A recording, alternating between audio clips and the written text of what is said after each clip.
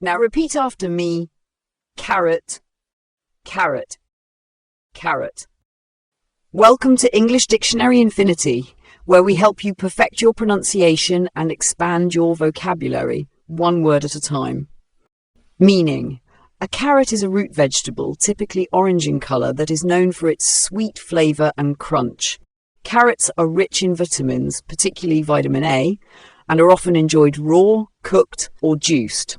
Aside from the vegetable, carrot can also be used metaphorically to represent an incentive or reward, as in the phrase carrot and stick. Think of it like this. A carrot is not only a nutritious vegetable, but also a way to symbolize motivation or reward. In a sentence, she sliced some carrot sticks for a healthy snack in the afternoon. Here, carrot refers to the vegetable used as a snack. Let's try another example. The promise of a bonus was a carrot to encourage employees to meet their targets. Now it's your turn. If you understand the word, comment below with your own sentence using carrot. Synonyms. Some related terms for carrot are root vegetable, a plant that grows underground like beets or radishes. Incentive, something that encourages someone to take action, used metaphorically. Antonyms.